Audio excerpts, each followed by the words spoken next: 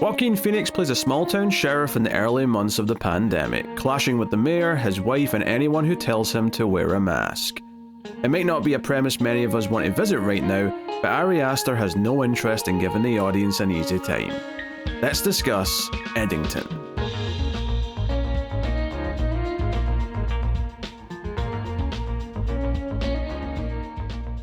Welcome everyone to the Collector's Cut. I am Peter, and joining me as always is David. Where's your mask? This is a movie podcast, and we're working through a series of films from 2025. Today we are looking at Eddington, directed by Ari Aster. We will start spoiler free, of course, as we always do. We'll give you warning before we get into the spoilers, and if you're enjoying the show on YouTube, hit the like button, helps out a bunch if you do, and you can get more content and support us over at Patreon, but I'll tell you more about that at the end of the episode. So yes, Ari Aster, a director that I'm very familiar with because his first two movies of four were horror movies, and we did those on Screams After Midnight, those being Hereditary and Midsommar. I have not seen his third film, Beau is Afraid, which also starred Joaquin Phoenix, who's in this one. But, and mainly just because every time I think about it, it's like 3 hours long, and I'm like, not today. Not today, Satan, not today. I'll be back at some point. This one's only 2.5 hours long. This is a nice spry 2.5 hours. Just flies by. But yeah, so this has got kind of a wild premise. Not a wild premise in the sense that it sounds like, oh, there's like wacky things happening, but wild in that you don't expect a movie to be made where it just says, oh, it's set in 2020 and the main characters are having a rivalry because the sheriff is very anti-mask during the pandemic. Like, that's where the movie kind of kicks off from. It goes places from there, of course, but that's where it starts. And hearing them reference just all this stuff is just like triggering in a way where I'm like, oh, I don't want to think about any of this. This movie is hard to watch, for me at least, because so much of it is just poking a hot iron into an open wound. Like, I didn't think I still had all of these pressure points to push on, but just like the first 30 minutes of this, of people just constantly like saying all the COVID things, I was just like, stop, please. It's hitting things that I didn't want to wake up again. And that's where it's the heaviest, is the first like 30 or so minutes, because it's just like really in that, and it kind of like, again, goes beyond that to other things. Yeah. It's very much of the time. All the things that were happening in like May to June of 2020, it is absolutely hitting on. Yes, so that is what it's getting into, and it's very divisive. If you look up any, like IMDb ratings, Letterboxd ratings, reviews, it's very 50-50. Some people think it's trash, some people think it's great. There's a lot of debate about its political leanings and that kind of thing, and we'll talk about that the best we can as we get into it. But yeah, I mean, I didn't know what to expect going in. Like, I liked Hereditary. I really liked Midsommar. So I was expecting a well-directed movie. I was expecting something that had strong, methodical editing and shooting style. And I was expecting probably good performances, because in those movies as well, he got really good performances out of the actors that were working with him. And Joaquin Phoenix, as the lead, he is typically very, very good and committed. Yes. Obviously, I hold a little bit of a grudge for that horrible Joker pair of movies that I had to see. But no. Other than that, he tends to be very committed to his roles and puts a lot of effort into them. And there's a bunch of other cast here that, Emma Stone's in here in the role. Pedro Pascal is in here. We got a few faces like that. But without further ado, I think we'll get our general impressions out of the way, and then we'll start talking properly. So, David, what did you think of Eddington? Well, just to tack on a little bit to what you were saying there, I had not seen Hereditary nor Midsommar. I am aware of their general zeitgeisty, like, everyone loves them. So I going in knowing that this guy made those, I was expecting, like you said, a good ride. I was expecting this to be something where it went in with a lot of talent behind it. What did I think of Eddington? Again, it was poking some very open wounds, some things that I didn't know were very triggering to me in terms of like, oh God, I didn't even realize this was still buried in my head. For the movie overall, I don't know. I felt like I was really into it right up until a very specific turning point. And then as soon as it hit that turning point, I felt myself growing more intrigued by the outrageous nature of it, but also feeling more separated from like what I felt the first half of the movie was really doing.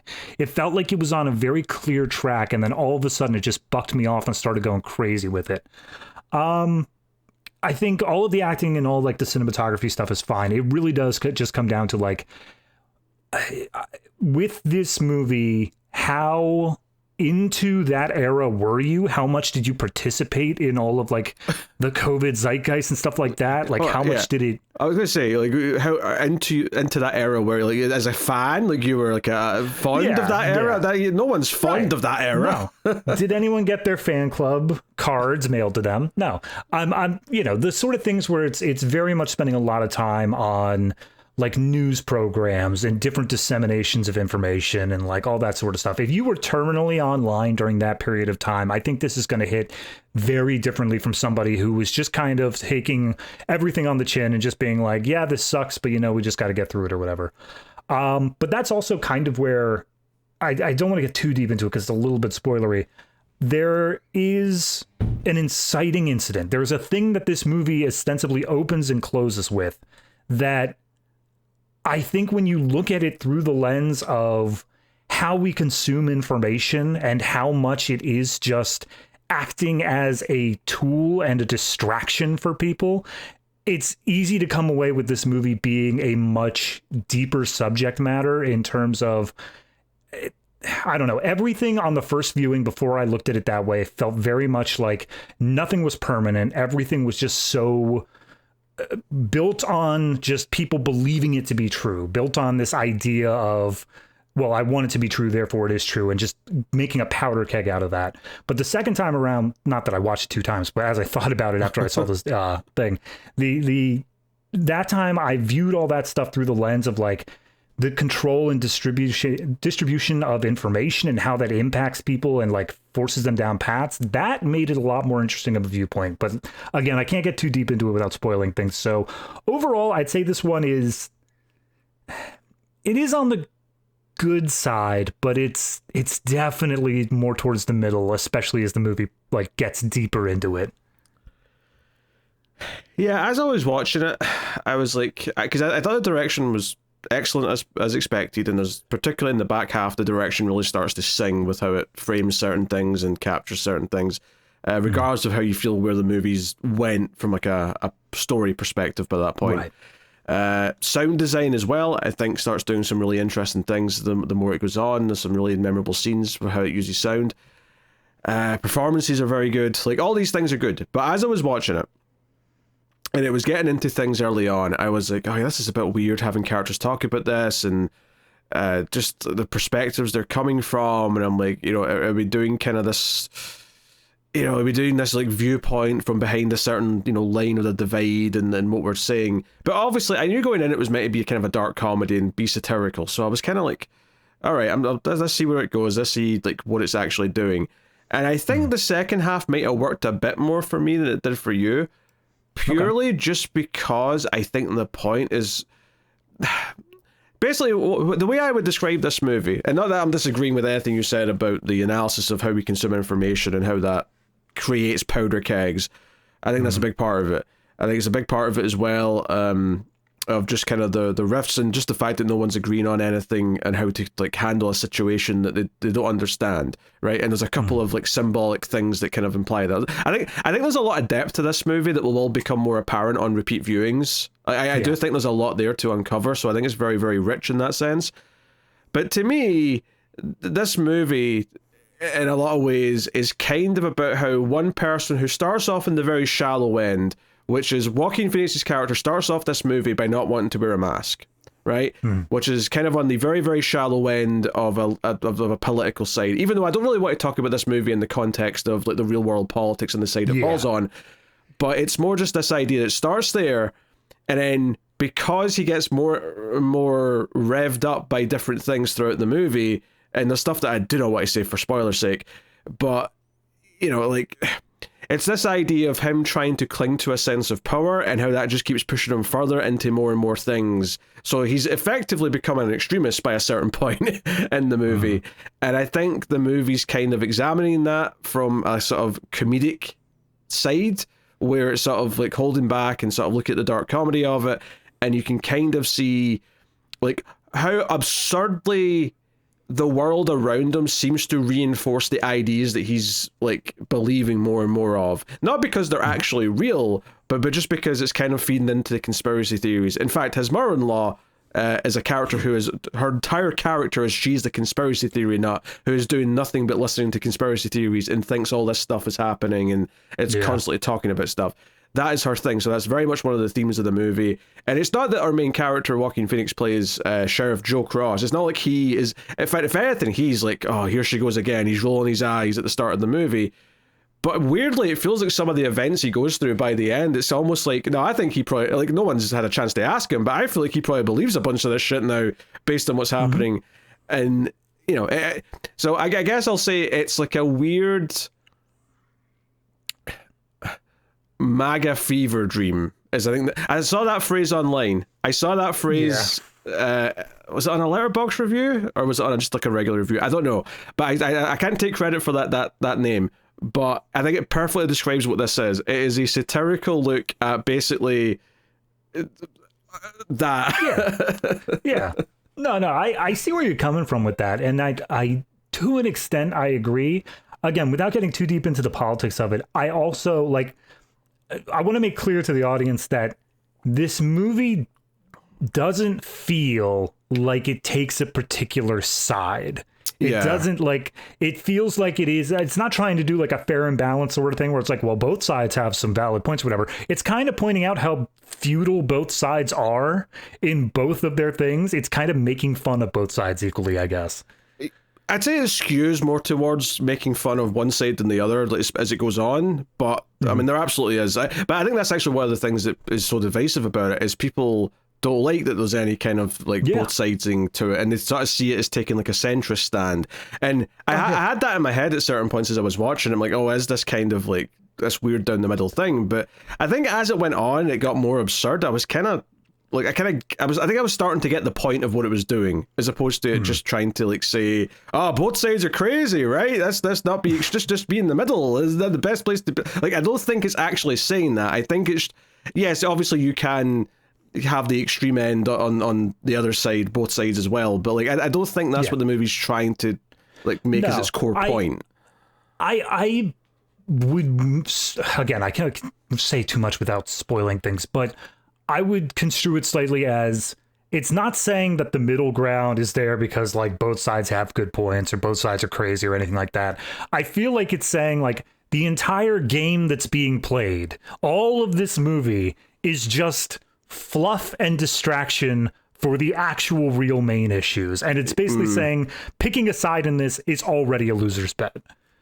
Yeah, even though it does touch on some pretty serious stuff at points, it's how it's kind of used in a more kind of like social media, public pandering kind of way.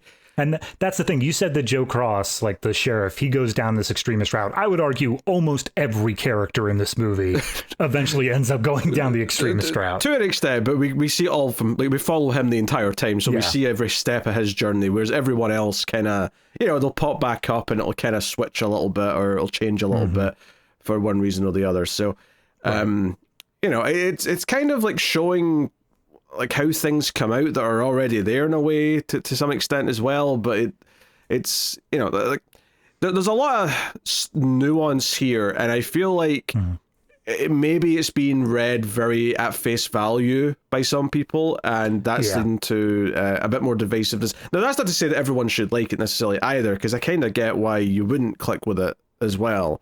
I don't think it's a, you know, it's not like, as much as it is kind of like, I was finding parts of it quite funny, I don't necessarily think everyone's going to get the humor out of it, and not everyone's going to think it's a, you know, fun watching these topics being discussed. And, you know, it's kind of weird because like in some ways it's like they're using real world events, and the pandemic's one thing, but there's another real world event from that time period they use heavily, and that felt a little bit weird to me to use the real thing. They could have had like a, you know, a fictional version to use instead that they could have just set up, but they used the real thing. They used a real person's name, and I was like, I don't know. Like, I get that it's more baiting by using a real thing, but like at the same time, I think it's almost like feels a bit too like you're trying to be provocative here by doing this, as opposed to just like, oh no, we made a fictional, which clearly is a stand-in for this type of thing that happens, but instead no, we're going to use the real thing. We're going to use real news footage. We're going to show real talking heads talking about this real thing,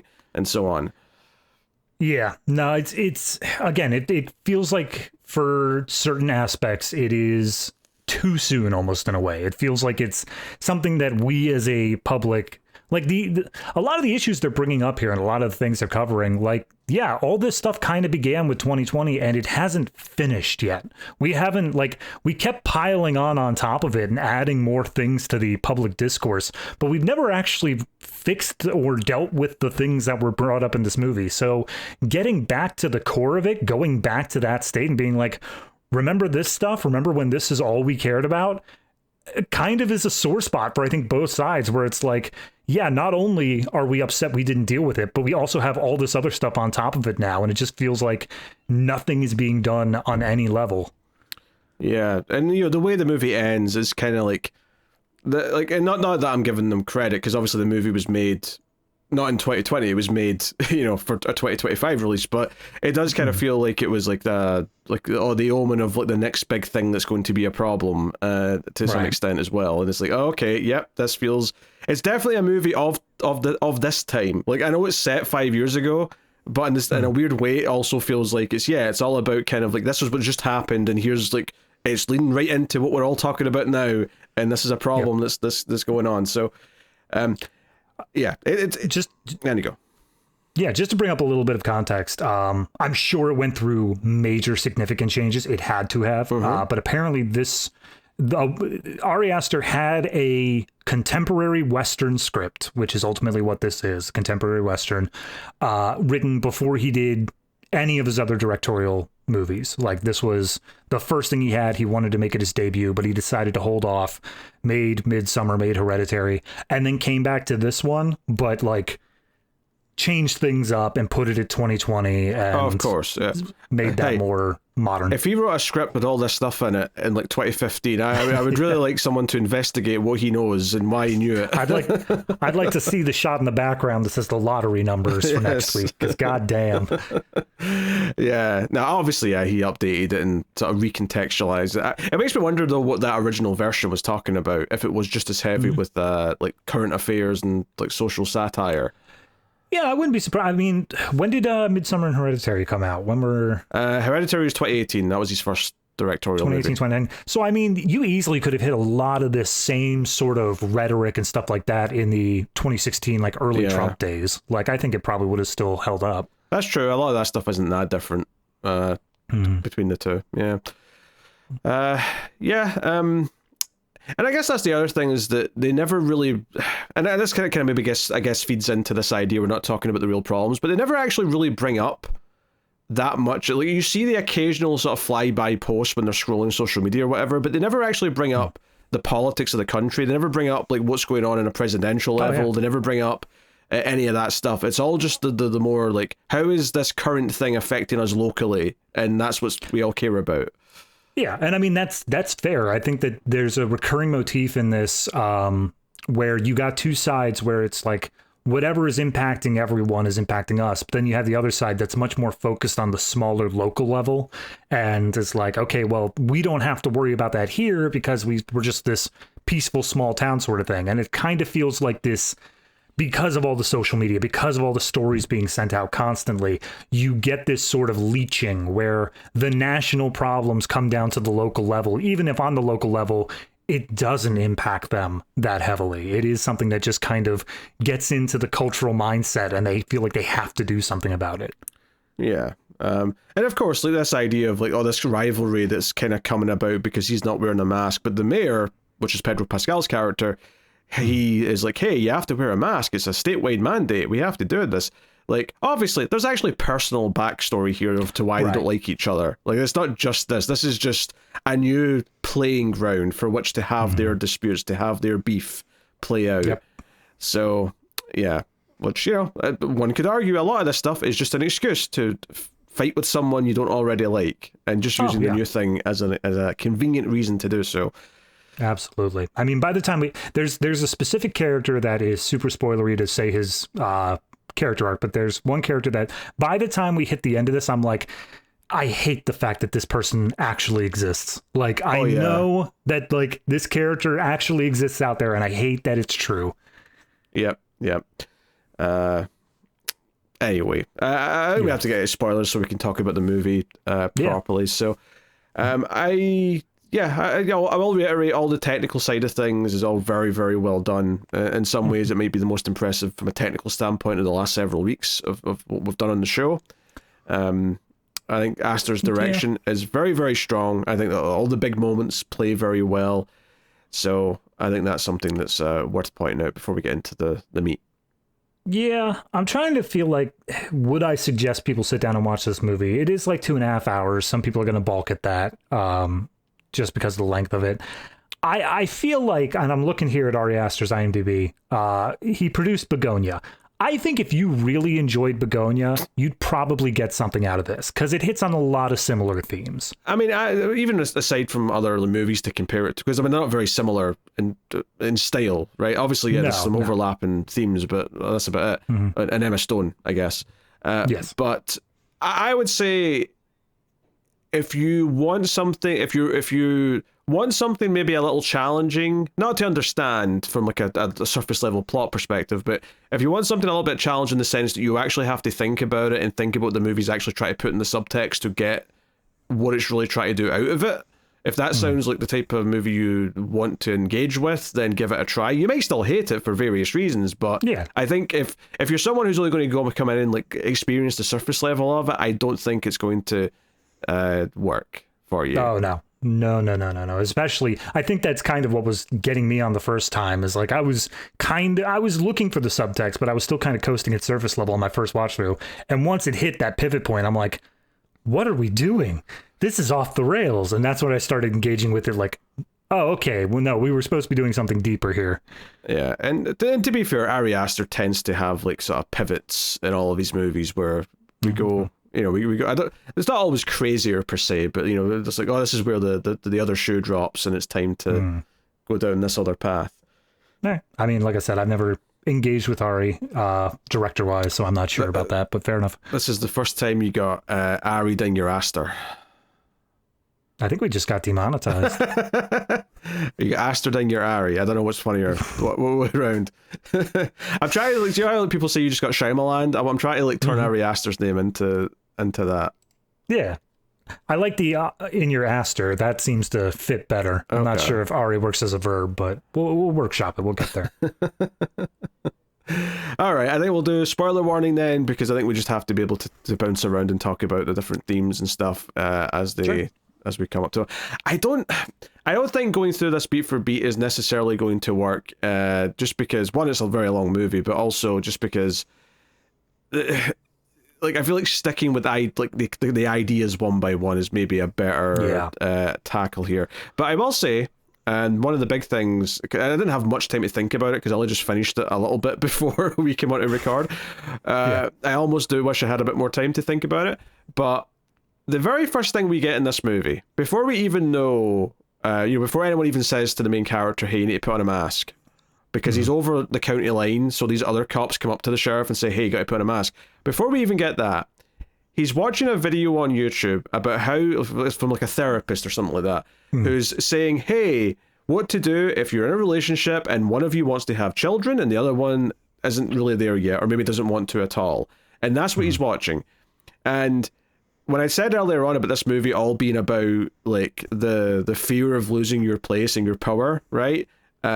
Emasculation might be another word for it. I can't help but notice that this movie opens with him looking up, content about wanting to get pregnant with his wife, and then this movie ends with his wife pregnant by another man and far away from him. Like that's not an accident. That is like a dot to dot. Like you can track there. Like throughout all this movie, he is trying to like maintain and grow his power, and then it keeps being taken from him. And the wife's gone like by halfway through the movie. That's not even like late in the movie. That's like halfway through. Yeah. But it's after that where things escalate and he gets really, because I was actually thinking as he was getting more frustrated in the first like say 40 minutes, I was like, is this movie just going to like be him building up to like going nuts and try to kill a bunch of people? And it kind of, because in that territory. Yeah, I'd say so. Yeah, he kills a few people at least. So it's like, okay, like we're seeing this man bubble up from that and get more and more frustrated. It, like you said, it feels like there is kind of an extremist pipeline thing going on. It feels like there's something where, all right, we start with something small and then we just build on the insecurities. We build on the desires and wants that like most people have, but we specifically frame it in a way of it's only going to work if you do X, if you do Y. And I think most characters go through that. Most characters have that on both sides of the aisle, but particularly for Joaquin Phoenix's character, Joe Cross, I think that we see the inner layers a lot more than we see the other characters, where we see how much his problems with his wife and even in depth of like how she got these problems to begin with is a factor in all that, and just keep on piling up until eventually he's and there's you were talking about emasculating. There's the sequence where he's called for the noise disturbance at Pedro Pascal's party, and he just gets slapped in front of everybody like 3 or 4 times.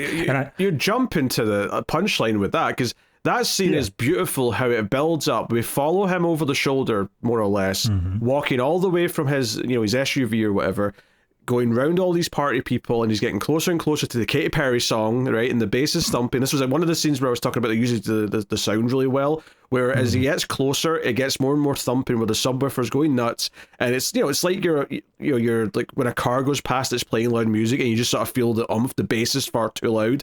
It just gets like that, and he just walks up and he turns it off, and he doesn't even tell anyone there was a noise complaint. He just walks out, and then Pedro Pascal just walks over to it, turns it back on. But we're following Joaquin Phoenix walking back out, so we get like maybe a third of the way back to the car, and then the music just starts playing again, and he's like, and he turns around and he walks back and he puts the slider back down, and Pedro Pascal's standing there and like, nope, back up right in front of him, and he's like, he starts yelling as the music's playing, turn it down, and then Pedro Pascal just slaps him in the face, and then does it like 2 more times just to completely humiliate him. And to be clear, like, we'll get to it. This isn't, the slaps don't come because of the music. He's not just being a dick. No. Joaquin Phoenix has earned this slap. Joaquin Phoenix said some pretty vile things about this man publicly, which were immediately disproven, might we add, but said some vile things. I mean, to be fair, like, Pedro Pascal's character, like, he's got a couple of things where he's like, he's maybe a bit unlikable in some ways, where I think he's got like a Skype call or a Zoom call where he's doing like a meeting with, councilmen or whatever for the town, and he calls one of the women a bitch, just like, he's like, how do we shut this bitch up? And I'm like, so you're not that nice a guy either, even if you come across that you've got the better ideas for the town. It feels like, and that's kind of a big thing in this movie, is everyone who's on the left side of things, the more liberal side, I feel like many characters are torn between, are they saying it because they feel it's the appropriate thing to say? Like they're kind of just talking the talk and don't actually like believe in it? Or are they so into it that they've lost the plot?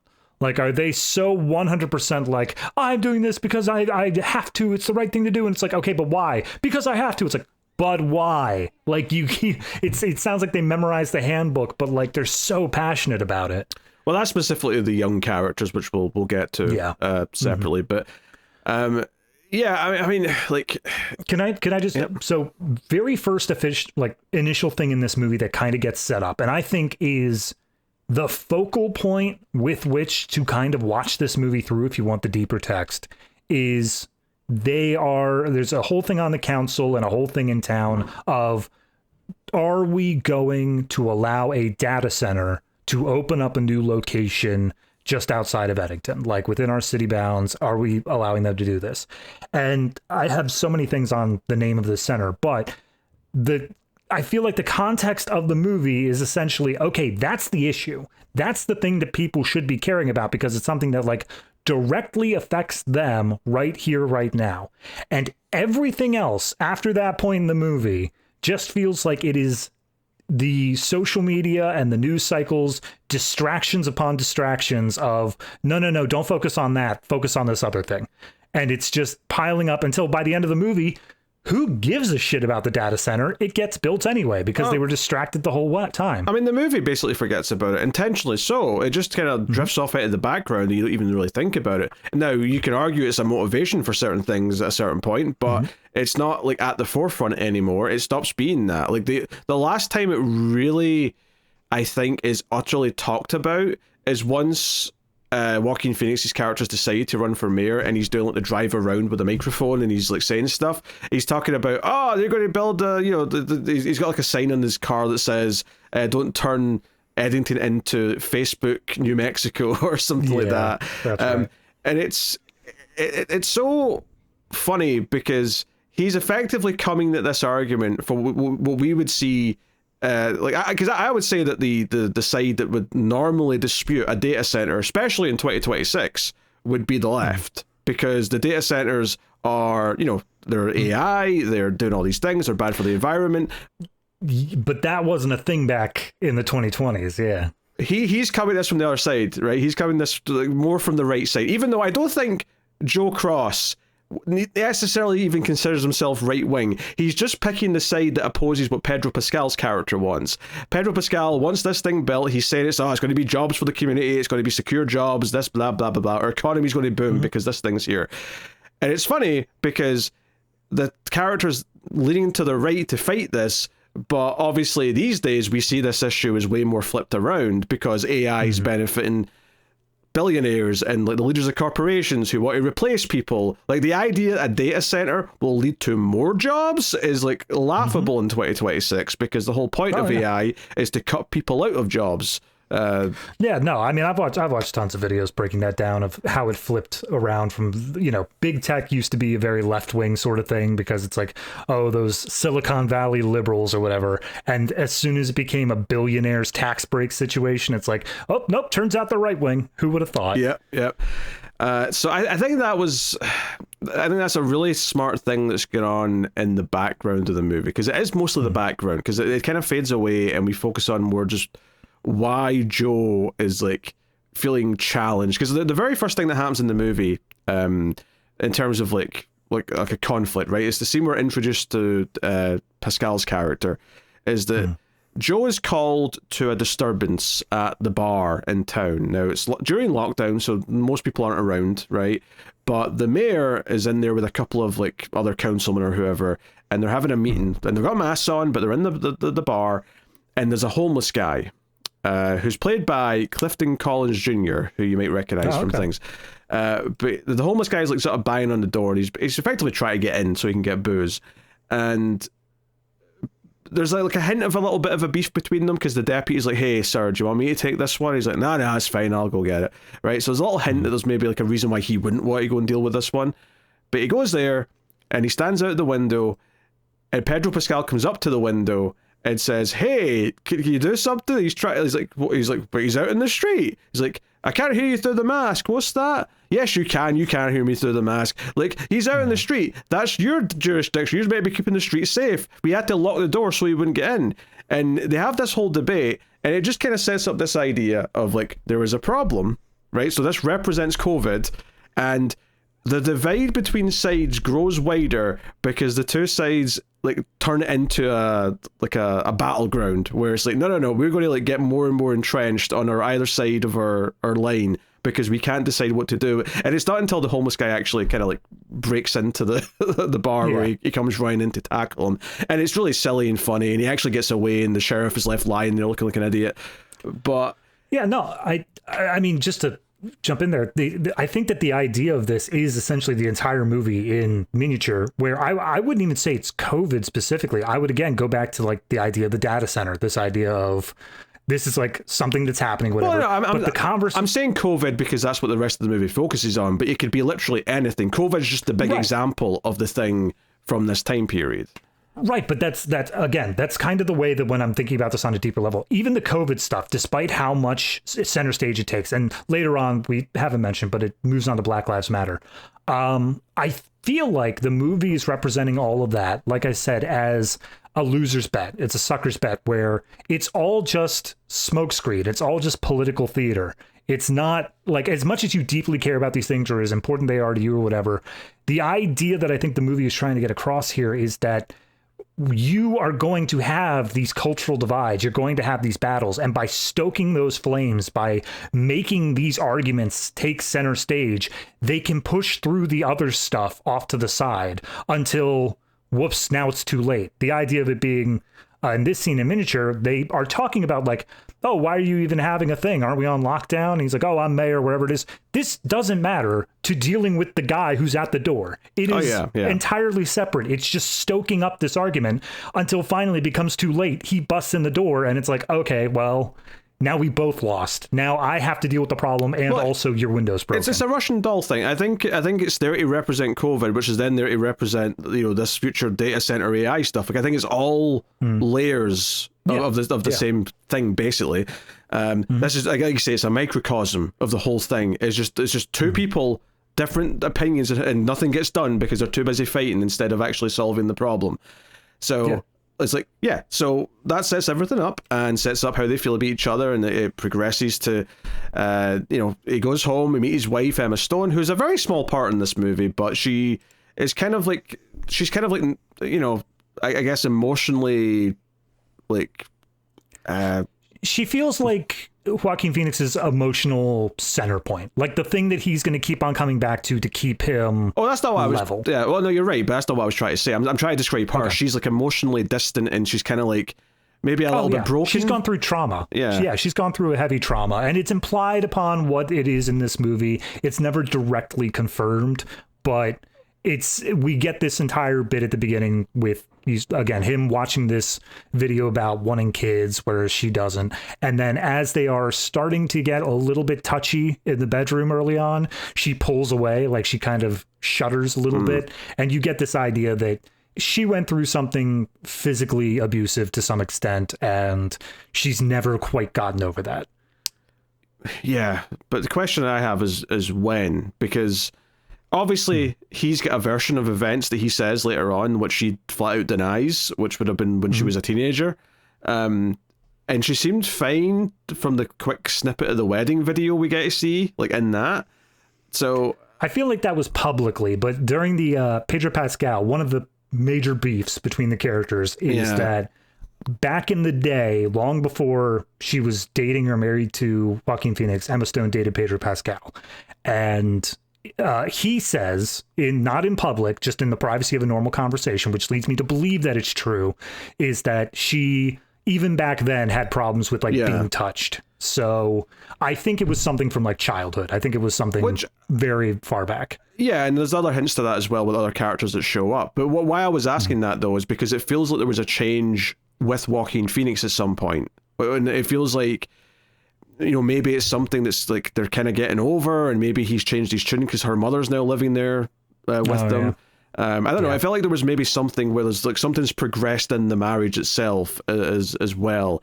Having said that, though, there is definitely other characters that kind of heavily hint to this idea of it being a child thing, because she invites like a cult leader to the house like halfway through. Yeah, and Jared Leto makes a surprise appearance in this movie. No, it's this Gen Z Jared Leto. It's what'd you call him? I don't know. Austin Butler. No idea who this one was.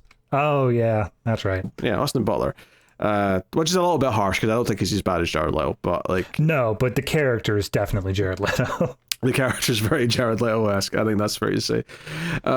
So that's going on with her, and that's kind of a sticking point where he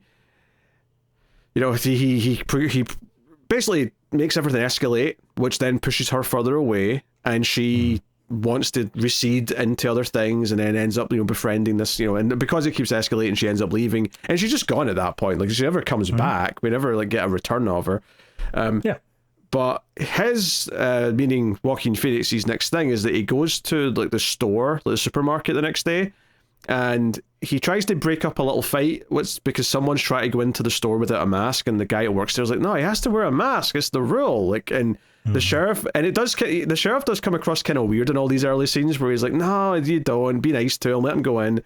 And I'm like, you're supposed to be enforcing the rules, sheriff. Well, that's the thing. He makes this little speech here as the grocery store, like someone else in the grocery store after this guy without a mask is let in, someone else kicks him out and then tries to like talk to the sheriff saying, hey, you got to put on a mask. And he tries to make the distinction of saying like, what you're describing is policy.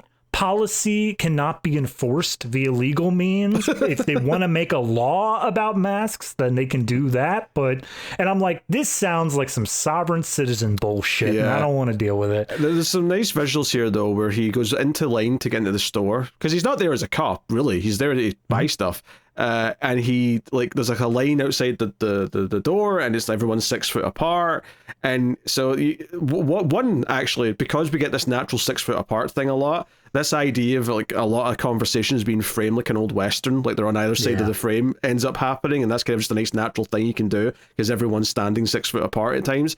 But you also get him standing in front of like a billboard of Pedro Pascal, running for mayor again. It's like, oh, there's the face of the man that he hates, staring down upon him, making him feel little yet again. Yep. And then he bumps into him in the store as well, and that just further... I suppose we should also mention that bit. Part of the reason that he hates Pedro Pascal is not because just he dated the mother back then, but apparently the Emma Stone's mother, who's now living with Joaquin Phoenix and them, has asserted numerous times that he is the one who's responsible for making Emma this way. Like, he was abusive, and he, like...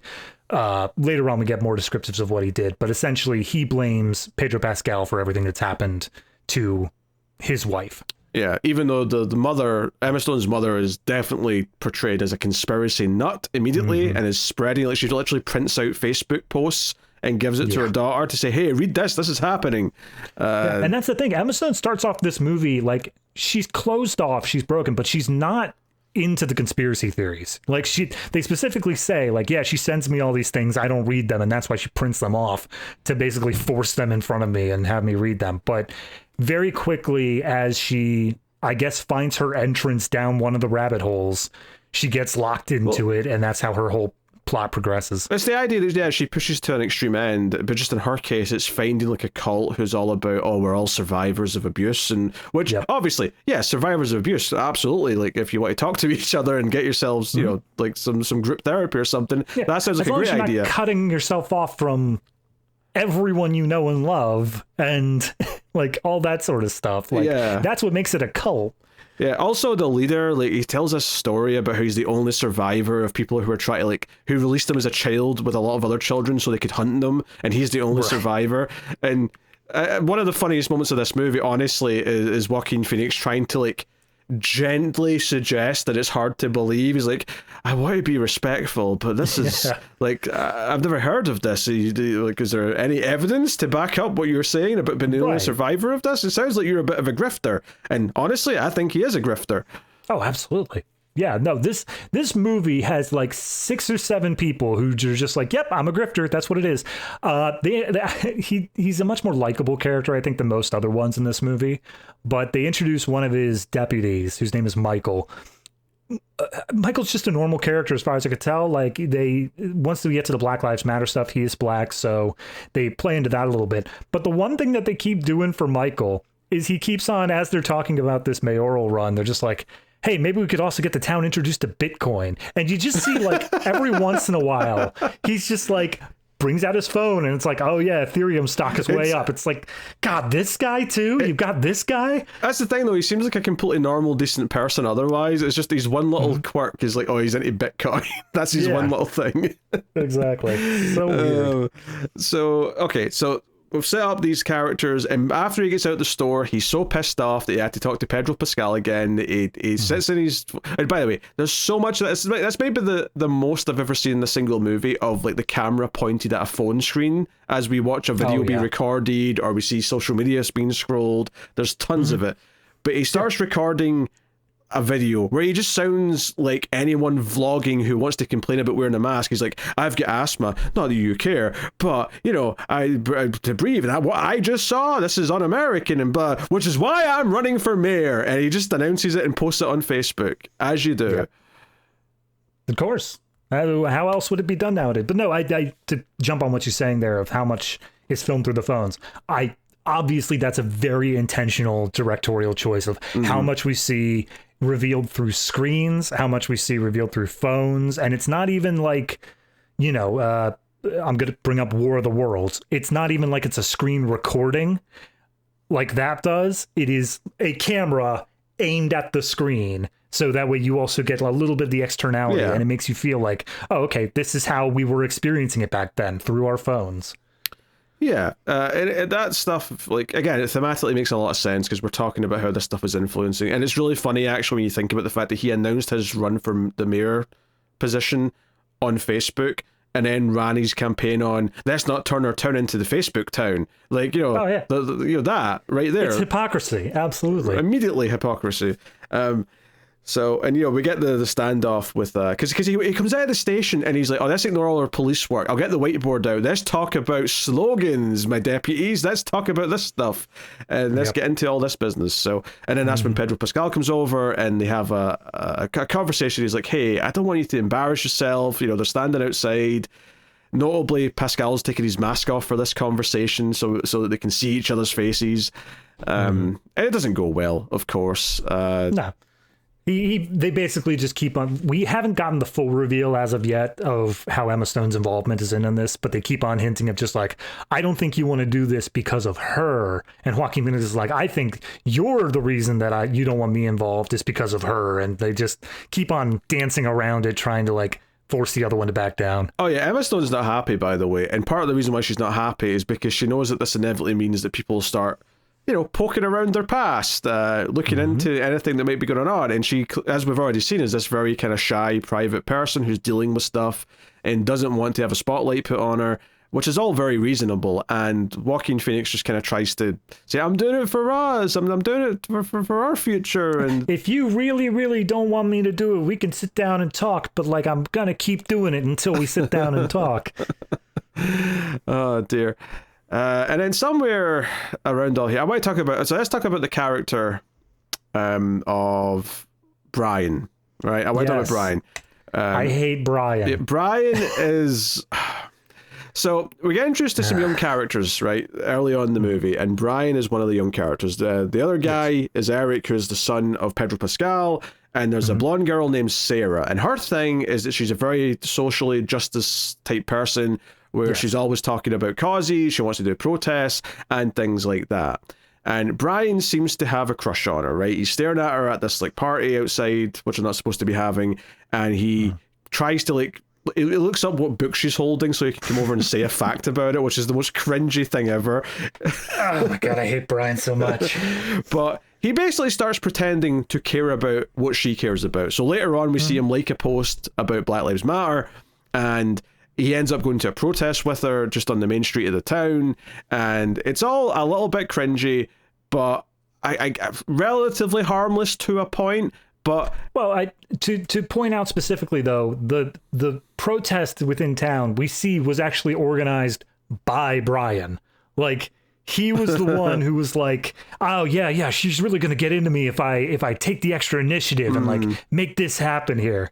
And it's actually around here where it starts kind of teasing why they're doing these protests, and then they straight up say it on the, like, we actually get TV broadcasts, like maybe the next scene or two, where we're talking about George Floyd. That has just happened, and this is why the protests are happening, which leads to some very interesting scenes where like the white deputy turns to Micheal and starts asking what his opinion is on it, and it feels, you know, it's like, oh, this is weird that we're getting into this, but like the performances are fairly good at kind of navigating it. No, because that's not nearly as badly, but there's the two deputies. There's Micheal, the black one, and then there's the white one, which I don't know. He's the white one. He's Guy. His name is Guy.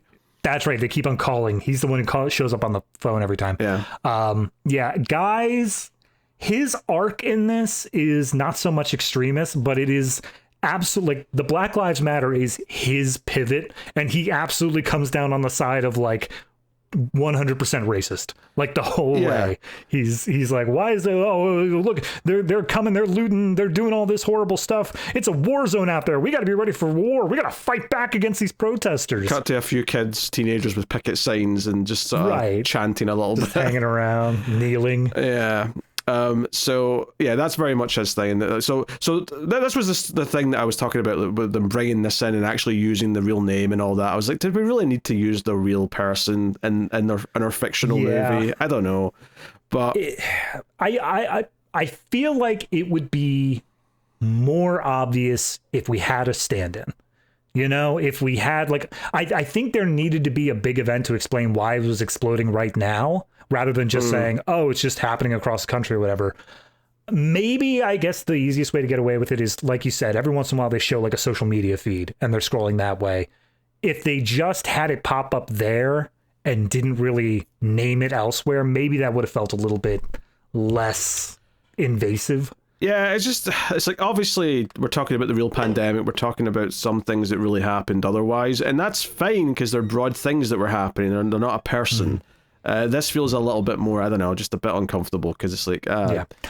Oh, I glossed over this, but during the bit at the beginning where I think the sheriff is getting back home or whatever, the mom is playing a conspiracy theory over like the speakers, and this podcast that she's listening to, it is the most bonkers thing where he's just like, yes, the one senator who was the 56th senator of his place said that it would be done within 8 weeks. That's 56 days. And also Tom Hanks got it, and he was born in 1956. And I'm like, oh my God, I forgot all about this aspect of the pandemic, of the, like, trying to connect the dots of like how awful everything was.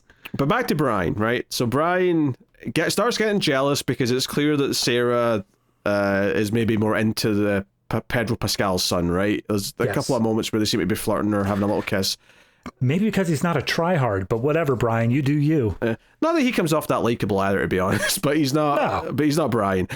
And it's so it's like, okay, and you have like clearly Sarah knows who Micheal the cop is, right? The deputy. Because when he shows up to this little protest, she's like, hey, why are you like with the police? You should be on our side. We're trying to help you, which is a little bit condescending, actually, honestly, coming from the 19-year-old white girl. But you know, she's saying this, and Micheal just kind of has to awkwardly deal with it, and it actually does feel genuinely uncomfortable for him to even try and navigate how to respond to this.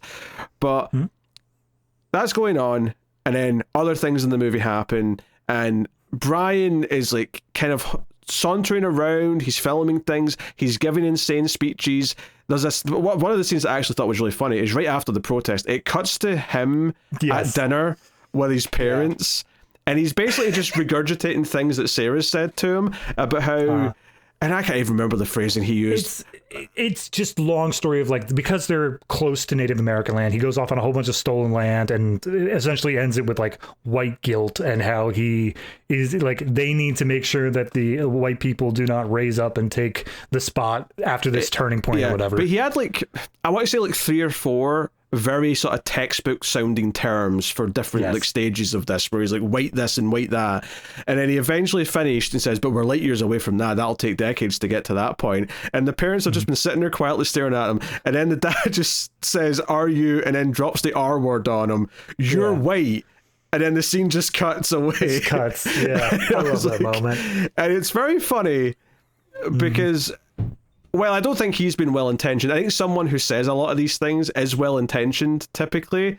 There is kind of like an extreme end of just like regurgitating a bunch of things to sound like you're really smart that just comes off as very kind of face value, and like I want the credit for talking about this as opposed to actually just caring about the issue. Oh, no, that's the thing, is that he's 100% doing all this because of Sarah. He does not care about it at all. As we find out later in the movie, he definitely does not care about this at all. But I love this bit with the parents because it doesn't even feel like the parents are like super right-wing either. It doesn't feel like he's rebelling against them. No. It feels like they're fairly like neutral to understanding of whatever he wants to say, but he's coming at it with such like blind passion that the dad's like, what the hell are you talking about?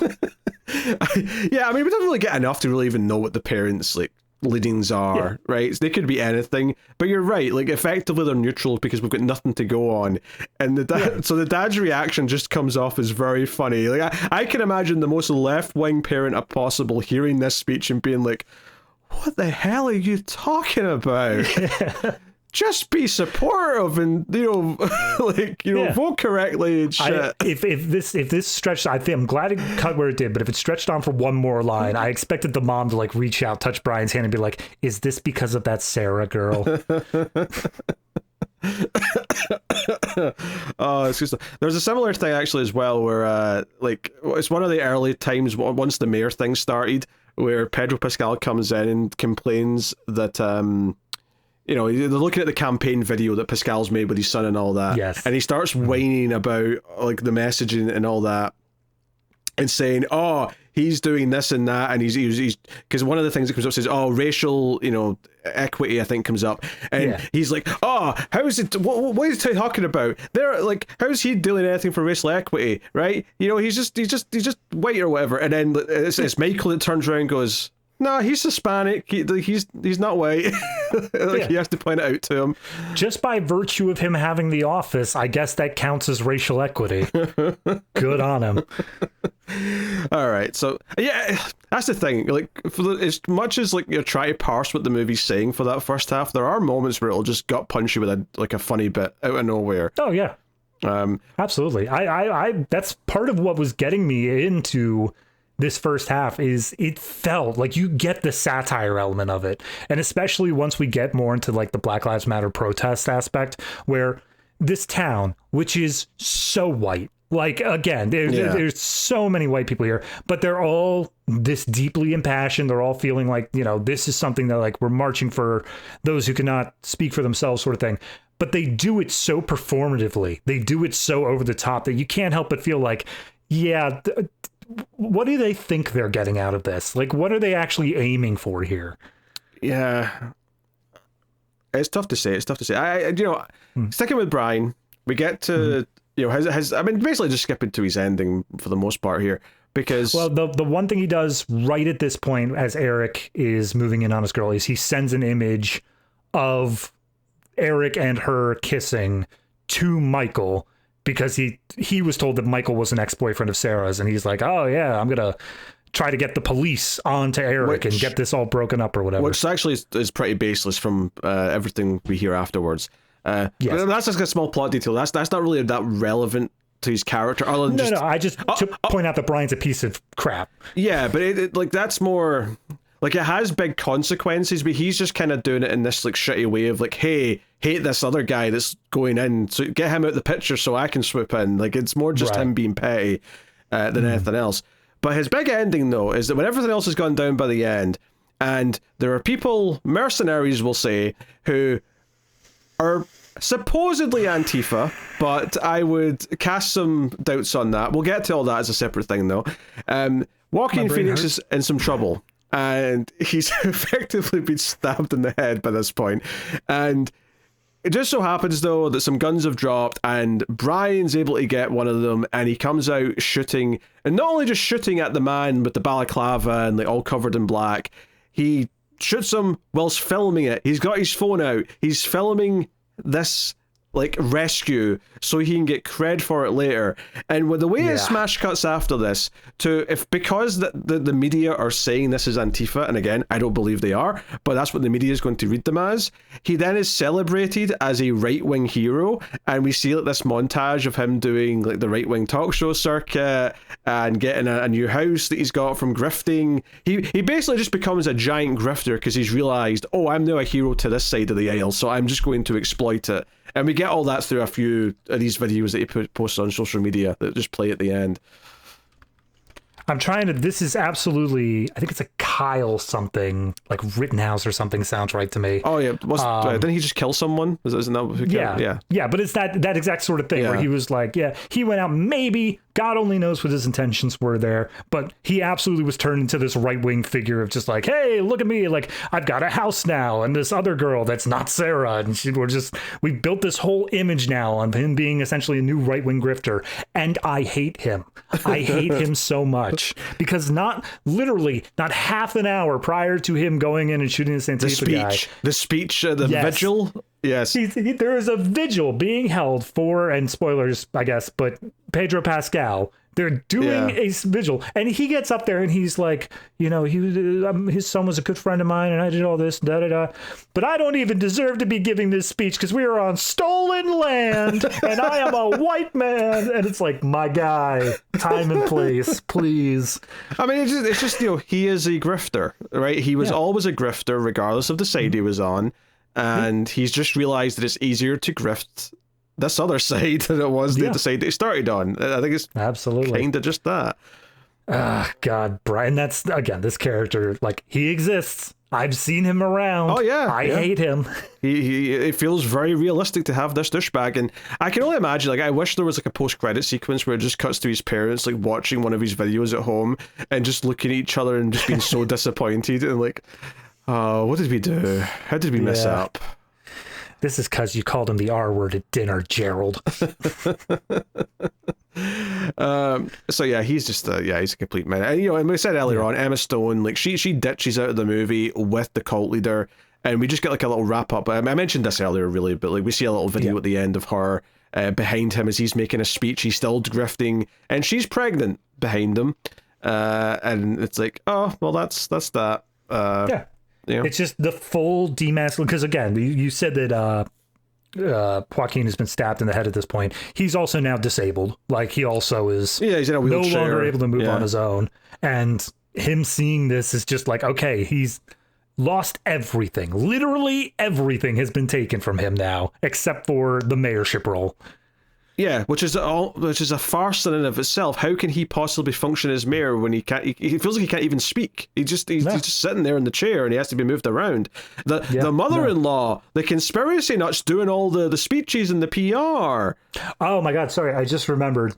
Brian, one of the things during the montage is he had a photo taken with Marjorie Taylor Greene, and that was the moment I was like, God damn it, I hate this movie. Yeah, I think that's fair. Anyway, all right, so back to not Bo, that was the other movie he was in.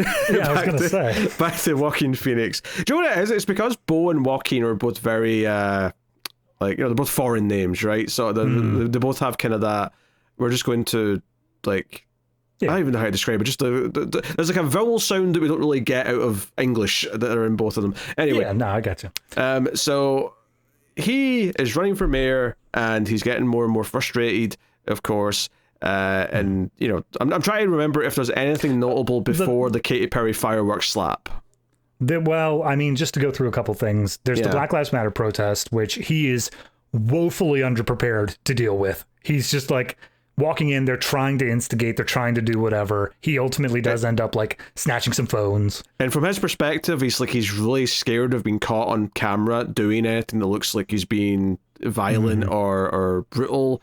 If at some point someone has footage of him like trying to tackle the homeless guy at the start, and that looks like, and it's tagged as, look at the police being violent in Eddington, and it's like sort of billed that way. So again, it's this idea that from his perspective, he's viewing it through the lens of, oh, I'm being shackled, I can't do my job, because I'm too scared of what I may get caught doing. And then earlier on, like we said, he told Emma Stone, like, hey, we can talk about this. Let's have dinner tonight. We'll discuss the mayor thing. I can bail out if you really don't want me to. And it was scheduled for, I think, like 8:00. Fast forward, all the food was made. It's 2 hours later, and that's where she arrives with the cult leader. Yes. And he introduces himself and is like very smarmy, very Jared Leto. And ultimately he ends up leaving. But I think the one thing at the end of the scene that is kind of like a thing is that we see that she does hug this guy as he goes to leave, which, given her problems with touch, feels like something where would she be okay with that? And he's also, when he's in the house, because he kind of lets himself in and starts complimenting her, like her arts and crafts projects that she does and stuff like that. I think, again, this, like, as much as he is himself kind of a parody of like a cult grifter type character, I do think there's also an element of this of like, again, this is all like the fever dream from Joaquin Phoenix's perspective. So it's this idea of like when the right start talking about like their fears of like the weird extreme left, and like, you know, like literally from his perspective, he's seeing this weird left hippie come and take his wife from him. Like that's what's happening from his perspective right now. Yeah, no, absolutely. And then the very next thing that happens is his speech in the restaurant where he makes some very definitive claims. Oh, yeah, despite the protest, despite them having to deal with a little bit of looting and whatnot, he's like, no, we're still having this what do you even call it? Town hall, yeah. And he's like, okay, I'm going to get on camera, and he starts his speech, and at first there's not much to it, but then he starts bringing up his wife. He's like, your mayor dated my wife when she was underage, and then she had to abort her baby. She was abused. Let's just call it what it is. It's statutory. And he starts dropping the R word left and right, and like is like very adamant. He is an abuser. He is a predator. He says predator multiple times. Yeah. And shakes hands, and it's actually after this where the wife like leaves. Like he gets home and she's like there with her bags, and it's like, yeah, of course she's late. You just like assuming there's any truth to this, which she even herself records a video saying, okay, I'm here to tell you that everything my husband said yesterday is false. I do have trauma in my past, but this version of it is a fabrication. This is after she ran away with the cult leader. Like, they're recording this in his house, theoretically. Yeah. So it basically debunks everything he said. So that next day, when he's called for the noise complaint at the mayor's house, and he walks up to the Katy Perry song and turns it off, like everyone's giving him these glances of like, you said he was a monster, and then immediately you look like a liar. Like as he's walking into the party, they're playing her video on a big screen TV, and he's like, okay, I got to deal with the music, but first I'm unplugging this TV. Like, damn you all. They're basically celebrating because he's handed them the election. Yeah, pretty much. Yeah, and then in fact, when he first tries to walk out, Pedro Pascal's one little comment is, hey, oh, you're not here to arrest me for, you know, sexual assault. Like he basically throws that dig in almost when he walks past them. So yep. And like you said, there's the slap sequence, and he just has to walk out. Like, he doesn't do anything about the music. He just goes back to his car, slinks away. However, this is the pivot point. Yes. This is the part of the movie where, like, okay, he's broken. He's lost his wife. He's been humiliated in front of everybody. What does he do? And obviously there's some parallels here. You can talk about how someone becomes a shooter of some kind, right? I don't want to really get into that, but you can sort of say, like, someone builds and builds, and it's how the system around them has built them up to that point. But what I will say from a movie making perspective here is that the death of Pedro Pascal's character in this is such a good sudden shock where you don't see it coming at all. That I am like so impressed by it, because, you know, we just go to his house and he's like basically yelling at his son, hey, why is there a handbag here that belongs to some girl? I told you no one's allowed in the house because of the pandemic.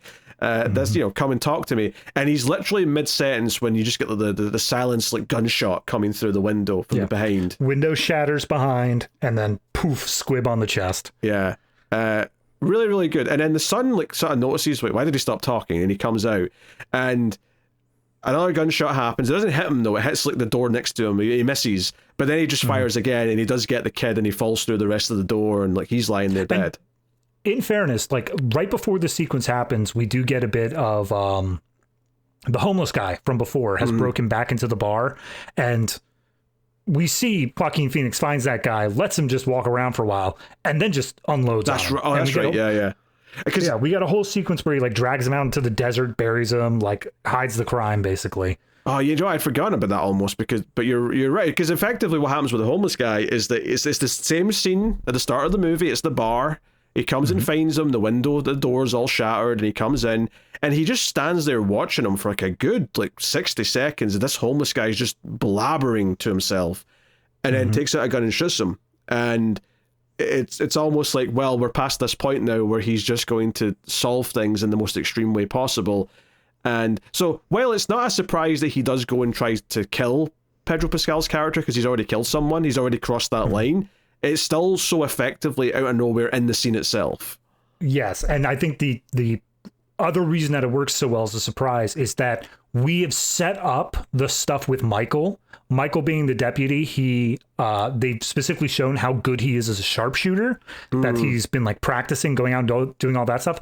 And we had gotten the photo being sent to him of Eric with the girls. So you almost get this idea that he's there, Micheal is the one who's doing the shooting to take out Eric, and the mayor just happens to be a byproduct of that. But then by the time the scene ends, you see that, oh no, it was Joaquin Phoenix the whole time. He's just gone off the deep end. I actually always thought it was him. I never even for a second thought it was Micheal. All right, well, it was at least set up. They definitely hinted at it there. It's set up because obviously that becomes the scapegoat. That becomes like, because obviously he comes in and he takes the bullet and he spray paints something to make it look like it was like an Antifa attack. It's like, he puts their slogan up. Which ends up in his own undoing, because that's then what the villains do to get him. It's his undoing in like 4 different ways. Oh, sure. It's ridiculous how bad like this one mistake here is. Yeah. So he does this, and he obviously leaves the crime scene. He does take a little medal, though. He takes the watch that the mayor got as a present from the governor, which is, again, important for planting evidence. He then goes, I guess, to set up an alibi and go to get a COVID test, like, somewhere else. I honestly, I didn't quite know why we did the COVID test. No, that wasn't an alibi. That was just like, so he got that from the homeless guy, so he's starting to actually feel sick. He does have it. And I actually want to credit Joaquin Phoenix's performance here, because I bought like he was sick for the rest of the movie, because his voice is getting more hoarse and hoarse as the movie goes on. No, I think this is just like, I don't know, I don't want to call it karma per se, but the idea that he finally got COVID, it just made sense to me. All that time without masks. And it's especially because I think one of the early lines he says when he's trying to do his thing of like, we don't have to worry about COVID here, is he basically says like, there's no COVID in Eddington. Meanwhile, he just tackled the homeless guy who definitely brought COVID into Eddington. Yeah. So I think that was not about an alibi. That was just like, he has that now. But no, he's very upset though, because the next day when he's called to get up and he's like, oh, there's a crime scene, and obviously he knows about it, but he goes to the crime scene and Guy's already there and they're snooping around. He's very upset that there's a second police vehicle, because obviously he assumed that he'd be investigating this crime, therefore making it very easy to cover his own tracks. But something about the county line being slightly on the edge of this property, and so the shooter must have been outside the county line or something like that. The shell casings are on tribal land. The Native Americans have got their own like deputy here to look into it, and he's not very pleased about this. There's a lot of bickering about not wanting them to get to the point where he's basically turning away evidence, because the guy's like, hey, I found one shell casing out, because he picked them up but he missed one. He's like, I found a shell casing out there. It was hard to find, but I found it. And he's like, well, I don't care what you do with that, just get away from my crime scene. And I'm like, I feel like if you wanted to solve the crime, and obviously we know he doesn't, but I feel like if you wanted to solve the crime, it would be quite important to get that shell casing. He's basically just like, look, your shell casing evidence, whatever, but we know he got shot with a gun. That's not the important aspect of this. Look at the spray paint on the wall. Look at the girl's purse. That's the important part. This also reminded me, just of generally speaking, of people who just don't want to listen. Like, here's evidence for why this thing's a problem. Oh, yeah. Oh, take that wherever you want. I don't care. Take it away. Just get. I don't care if you're here to offer me expertise and like factual evidence. I don't care. I've made up my mind. Now, obviously, it's contextually a little bit different because he knows what's happened here. But it reminded me of that a little bit, just in the way it's just trying to, like everything else in this movie, it's trying to control the narrative. It's trying to say, like, look, you're presenting something that's counteracting my narrative. Gonna need you to stop doing that.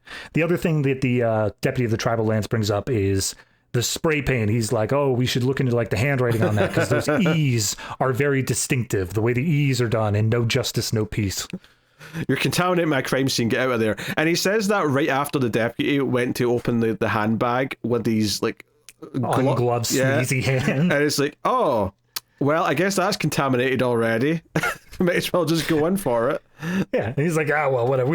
As long as we know whose purse it is, we don't need to know anything else about it, right? Yeah, and of course, Brian does come down to the station after this to say, hey, this photograph, and this immediately, as soon as Guy sees this photograph, he goes to see the sheriff and hey, Joaquin Phoenix, or I guess Joe Cross, hey, apparently Micheal's I got a history with this girl, and he's seen this photo of her with the boy. And up until now, I didn't see race when I looked at Micheal, but with all this Black Lives Matter stuff, and I'm like, you know what? Finish that sentence. What are you saying?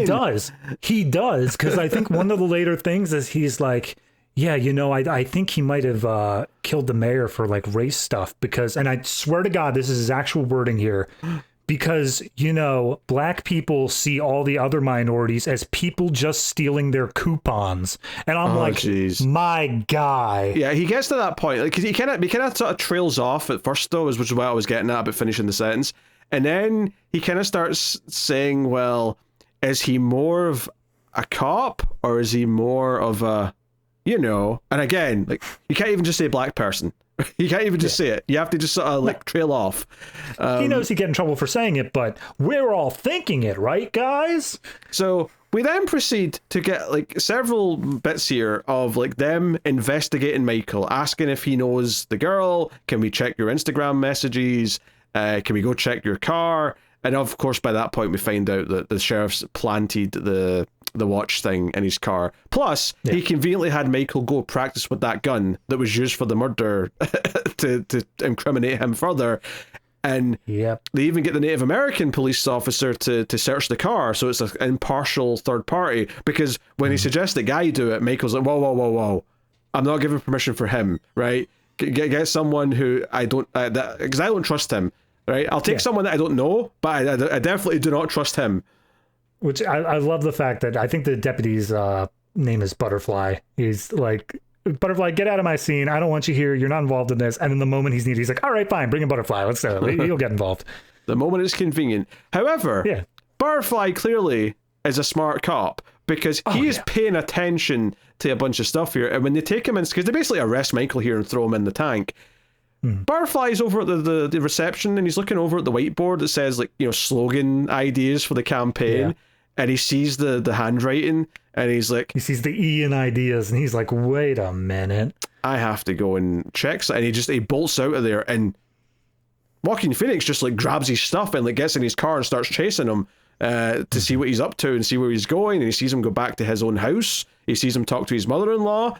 He's clearly investigating Joaquin Phoenix's character, and he can't have that. He's like, I need to deal with it. I was like, oh god, I thought he was going to kill him. Of course he ends up dying a different way later on, but that's where I thought that was going in the moment. Much more explosively. But when he gets to the house, I guess the mother-in-law is freaking out because while she was out or something like that, the cult leader and Emma Stone came back and got the rest of her stuff, so she's now completely gone. But the guy's like, I don't know what you're talking about and I don't care.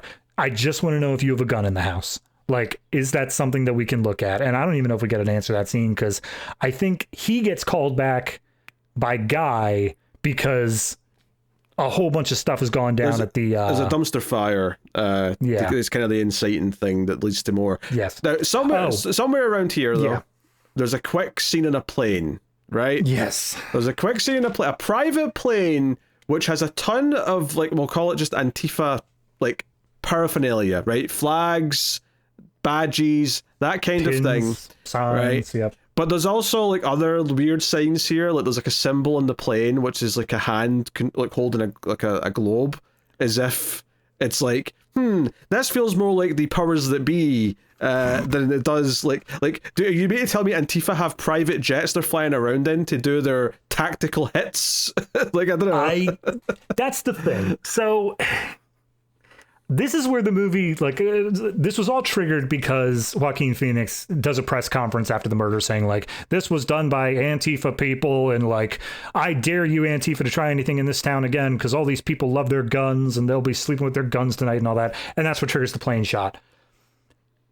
This is where it diverts for me of, okay, this guy's gone off the deep end. I can at least believe that. But this is where it goes into, as you called it earlier, the MAGA fever dream, where it's like, okay, the whole MAGA conspiracy of Antifa is that it is this well-funded paramilitary force instead of just a bunch of people online getting together.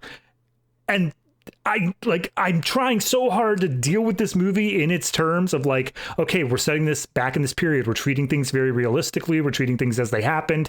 And then they throw this in the mix and it goes so off the wall insane so quickly that I had trouble keeping up with it. I was like, oh, okay, you're doing a totally different thing now.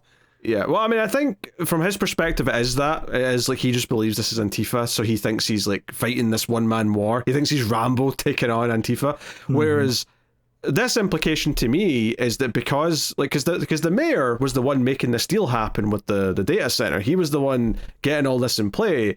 So my assumption is that when he was taking out the picture, like this was like a response to that of like, we have to somehow build a narrative here that lets us still get our data center built.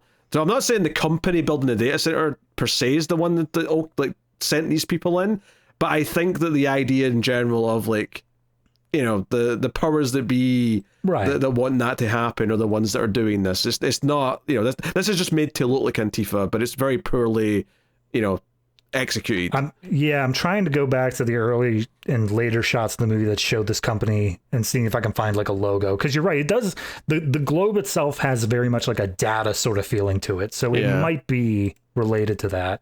Yeah. I mean, that's what I was getting from it. And I think that once they show up, the fact that they break out Micheal from the jail cell, but it's not to rescue him. They use him as bait, and we get kind of like, you know, this explosive scene literally where they follow the fire trails that have been left by this group, and they've set up Micheal in like this desert area, and Guy goes in, Joaquin Phoenix stands back sort of to cover him. But as he's getting closer, Michael's like trying to mumble something to us, like, "Hey, don't do this. They're going to shoot me." And blah blah blah. Don't. And what happens is this guy just steps on a mine that they've planted, and we just get this huge explosion of dirt going up. Joaquin Phoenix is knocked back. Guy is just blown to bits. Michael's heavily injured, might be dead. We see later on he isn't, but he might be in the moment. It's hard to tell. And it's like, okay, so this is where it plays with the sound a lot again, where he's basically deafened from the explosion. So we get you get the Saving Private Ryan beach scene where like all the gunshots are like bump, bump, bump, bump, instead of bang bang bang. Yeah, they're all thuds. They're all these big thuds. And we get effectively this chase scene, which is really well shot, where he's like trying to like dodge the shooter. The shooter drops their phone, and he looks at the phone, and we see all these things. And one of the things we see actually was the supposed like footage of Antifa doing something on the news earlier on, which is what confirms this is kind of like a consistent conspiracy to try and make it look like there's this group that are this boogeyman that are doing this stuff. And that's the thing. Like, this is the one point where I don't know how the movie is leaning, because it feels like such a decisive and clear, I wouldn't even say villain, but just heavy antagonist to who is now our main character, Joaquin Phoenix. I don't know whether or not I meant to take this and the satire angle, where it's like, this is what the MAGA people actually believe, or if I meant to take it on its face value of, we've seen other clips throughout the movie of showing them doing these things, and he just got a phone proving this with evidence. So it's really hard to parse on that one. Yeah, I mean, I think that the read of the ending kind of fills me in. You know, any doubt I had, I think, is cleared up by just the way it ends, like kind of the stance the movie's mostly taken here. Oh yeah. So he's ducking around this cab. He's getting shot at by snipers in the house when he gets there, and he ends up back. He runs all the way. We get this chase sequence in the dark, and this looks really great. It was nice in HDR, I will say, like on the nice TV. And he gets to the gun store in town, and honestly, one of the biggest laughs I have had recently is he disappears out of the gun store. We don't see him. We don't see like him like grabbing stuff in the gun store. We just sort of stay outside and wait for him. And he's been shot at by maybe one or two shooters who are chasing him, who, again, we never really see. They're kind of in the shadows. They're off in the distance. And he comes out of this gun store wielding a giant machine gun that has like the stands on it. I don't know what the name of the gun is, but it's like I'd say it's either Gatling gun or a minigun. No, it's neither of those. It's not, because I know what those are. No, that's old Painless from Predator. That's the one that spins around. This is more. Yeah. You've got the legs that kick out, and you got the big ammo belt. It's exactly the sort of one that Rambo has in the second Rambo movie. It's one of those, and he just comes out with this big ammo belt like draping over his arm, shooting like he's Rambo, and just firing into the night in every direction, like just yelling and screaming. And it's like, he's become I'm the last survivor, I'm the last man fighting for the good fight. Like, he thinks he's the main character of the story, and he is of this movie technically, but but he's not the main character of the ongoing story of the world. He's just one tiny part of it, and he thinks he's important here. And, like, to double down on kind of his patheticness here, like you brought up at the beginning, one of the reasons he said he wouldn't wear a mask is asthma. Not only is he heavily infected with COVID at this point, and he's like working through a fever and a cough, but he also this entire time has been like, as he's running, he's taking his inhaler over and over again, so he runs out of it there. So this whole time he's just wheezing and like barely staying up, but he's got this giant machine gun the whole time. Yeah, he's just firing it. He's hitting cars. He's hitting lights. He actually accidentally kills the Butterfly, the Native American cop. He blows the leg off of Butterfly, and then like walks over to check on him, and one of the Antifa people shoot him in the head. Oh, alleged Antifa people. Alleged. I'm gonna take this movie on its word until. No, because that's what they are. I think it's clearly implied they're not. I think the movie's telling you they aren't really that. Fair enough. I mean, it's just the easiest way to call them. Whether or not it is, they are framed as the Antifa people. The enemy. If they're the anti-Antifa, then so be it. They're simply the enemy. That's all they are. All right. They're the boogeyman in the dark. But yeah, and then his gun runs out of ammo, and like the one guy's come running up to him, and he's like, he turns the gun around when he can't fire it. He's as if he's going to use it to hit him, and then this guy with the balaclava just runs up and just stabs him in the top of the head, like right at the top of the head, just stabs him from there. And then that's when Brian comes out and films himself. He misses a bunch of shots at first, actually, which I did appreciate that he was shit at it, but he eventually hit the guy, and that kind of wraps up this, and we get this insane epilogue. Obviously it starts with the Brian stuff of him now being this grifter who's loved by the right side of the political line, but then it goes into like this epilogue of Joaquin Phoenix going to the opening of the data center and the mother-in-law making a speech about how he's the mayor and he's been, injured by all these bad elements and all that. And there's a great reveal here where there's a phone filming him, but we see it's like black hands, and then the camera reveals that it's Micheal, who has survived, but he's now the sheriff, but he's got a lot of scarring on his face from the explosion. And it's like, okay, I actually don't know how to read that moment in particular. I've not thought about it too much. I mean, he specifically zooms in on the mayor, and if I had to guess, I would say that this is something where the Micheal character is gonna kind of like follow in the footsteps of the original sheriff. Like, it feels like we're setting up, not for him going off the deep end, potentially, but more so of this anger and rivalry against Joaquin Phoenix as the mayor, or at least the role of the mayor, because obviously he's not very fit to have a rivalry within his own right here. Yeah, at the very least, his idea that he's got this lasting trauma there that's going to like stick with him, and is probably going to further influence like the decisions he's going to make now that he's the one as acting sheriff. But it's all very this like phony like happy ceremony of people clapping and saying, "Oh, it's this new data center. It uses less power than all the other data centers. We're so proud of it." And we just sort of go through the process. Now, I will say that I think the movie probably could have ended. I do like that we see that Emma Stone's pregnant, because that does bookend that opening with the wanting to get pregnant and all that stuff. But I don't know if we need to see him like go home and get put to bed and like, go through all that routine necessarily. That maybe was just extending the movie by a few minutes. That it didn't really need that much. Yeah, that's fair. And then like one of the last shots we get is Micheal back out at the shooting range, and we see that he's improving his sniper rifle stuff, implying that he's going to have beef with the mayor once again. So, but the final shot is the data center at nighttime, but it's all lit up, and it's just this one like building of light and a sea of darkness, and it's just like, this is the ominous. This is the thing that we're now all have to deal with, is this AI bullshit. It's like, hey, this is the next problem, and it's very ominous at the end because of that. Yeah. Or it just feels like, okay, you've given up all of your control over the idea of being able to like regulate these things because you've been so busy with your infighting and so busy with all that other stuff. Can I give you just I immediately was caught off guard by this, a little history lesson on the name of this data center? I'll go for it. So the name of the data center that they keep coming back to is Solid Gold Magikarp. And as soon as that was said, it pinged something in my head because I learned about this about like a year or two ago, where it turns out that, believe it or not, a lot of the AIs got their like general language, massive amount of text from scraping Reddit. And one of the subreddits that they, for anyone who doesn't know a subreddit, it's basically a community where you specifically focus on one thing. One of the subreddits was the counting subreddit, which its entire basis is whatever the last number a person said there was, you say the next number, and you just try to get as high as humanly possible. One of the people who posted in that subreddit had a username of Solid Gold Magikarp. Now, what ended up happening when they were making these AI models is they realized like, oh, hey, we probably shouldn't have included the counting subreddit because now all someone has to do is like put in a number and then it thinks it has to just keep on counting that number over and over and over again. So they more or less just deleted that out of the AI.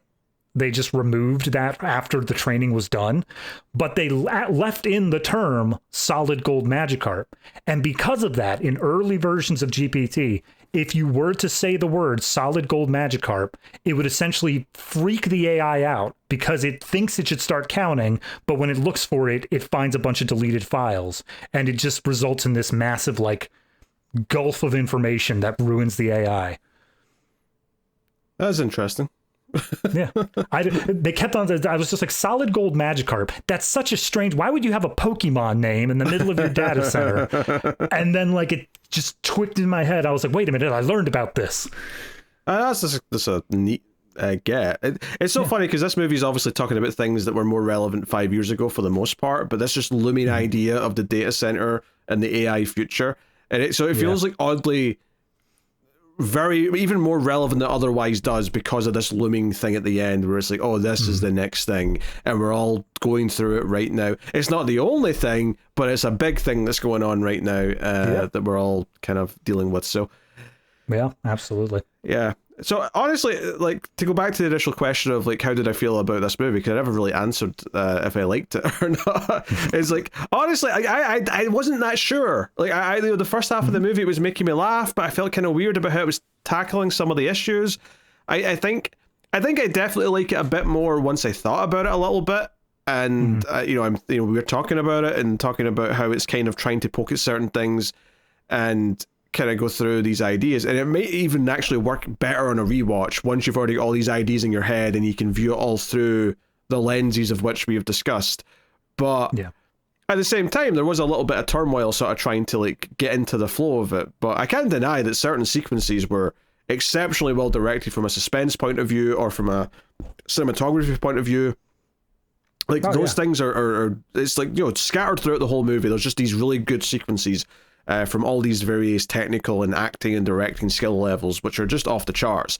So, like, yeah, honestly, like, I can see why it's divisive. I can see why it is not clicking for everyone, and some of that may just be, oh, this is tackling subjects very head on or in a very satirical way. Where I honestly, for my own mental health, I just don't want to think about them this much, and that's also fair. I get it, but no, it's. Yeah, complex. No, I was in practically the exact same boat as you. I finished watching the movie. It just started playing the end credit song, and I was like, that was a lot. Like, I wasn't coming out with good or bad. It was just a lot. And when it wrapped up, I started, I researched a little bit. I looked into some of the trivia on that. I came to that. It was actually Aster who specifically put out the idea of, like, the movie's about the data center. Like, it's about how that happens and how everything else is just getting in the way of it. And once I started thinking about it in those lenses, I started, parsing this a little bit more and getting it more, like we said, not on the surface level, not on this idea of this is specifically about how people reacted to COVID. This is specifically about the Black Lives Matter and whichever side you're on there.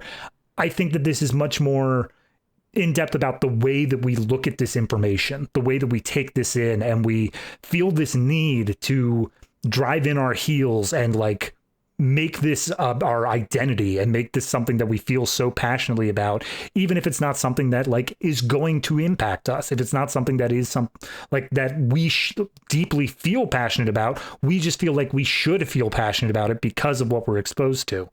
And the stuff like the data center is just going to fall through, and it's just going to end up being this thing that we end up letting happen over and over again because we're so busy fighting about the other stuff. So I think it has a lot to say. I really do appreciate it from a thematic perspective, a craft perspective, and all that stuff. But I absolutely understand the divisiveness behind it, where once you get out of the movie, it takes a while to settle down and really sort through, is this something that worked for me? Yeah. And just to sort of like build onto a point you said there, I don't think like it's about the data center specifically in this movie, but it's not actually about always a data center, right? It's just the general idea of something else will happen because everyone's too like being worked up to argue about these other things. And it's not to say that those other things aren't worth arguing about to some extent. It's not that they're not important. I mean, some of these things we're talking about, like safety during COVID was important. Brutality against black people is very important, but they're turned into these big talking points where they're not necessarily being used. It's more about the performance rather than it is the action. And that benefits the idea that other things can go on behind it. And then in this case, it's a data center. And, you know, in 5 years' time, it'll be something else. In 5 years' time after that, it'll be something else. Like, it'll just keep being something else. So, yeah. And, you know, like, there's a lot going on. It's a very rich film, and that's good. And it makes you want to talk about it and think about it and study it and then try and understand what it's saying in some level. And I think there's a very, you know, knee-jerk reaction to just being mad that it's even making you think about those things. And I think those are the reactions that, you know, instantly are just like, oh, I hate this, and I think it's either offensive, or you think it's pandering to one side or the other side, or you think it's pandering to the idea of just being like centrist, and that's like a problem in and of itself, which, you know, that would be a problem if it is just being centrist, but I don't think it is. I think it's more about trying to think about how people dig their heels in. And I think it does lean more towards examining the right side, because I think, generally speaking, we think of that side as having the more crazy kind of conspiracies and ideas. But it's not ignoring the fact that, there's clearly people on the left side who are like, we're doing these protests because I care about this issue, that issue, this issue, because it makes me feel good or whatever. I mean, ignoring Brian's speech at the vigil, which was already just crazy in its own right. Yes. I think that that really comes to a head during the sequence where they're doing the Black Lives Matter protest. Everyone is yelling and shouting and screaming at each other. And one guy just shouts out like, everyone kneel for 8 minutes, 46 seconds. And everything just stops.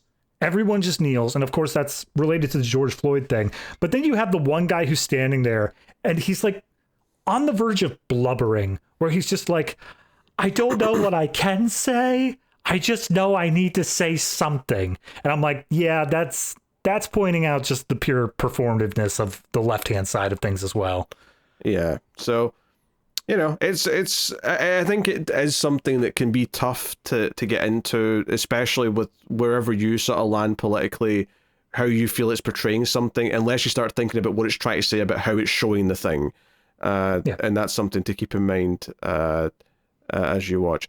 You know, and maybe for me, in some levels, it's also a little uncomfortable, the idea that maybe you might even self-critique a little bit based on how you read some of the movie, and maybe that's also what makes some people a little uncomfortable. Oh yeah, no, absolutely. This is absolutely going to hold a mirror, and I think that's kind of one of the bits that makes it so uncomfortable is when you look back at the way that you acted during this period, during 2020, when stressors were at their absolute highest and everyone was on edge. Is this something that you're seeing aspects of yourself reflected that you don't like of what you did, judging by the person you are now?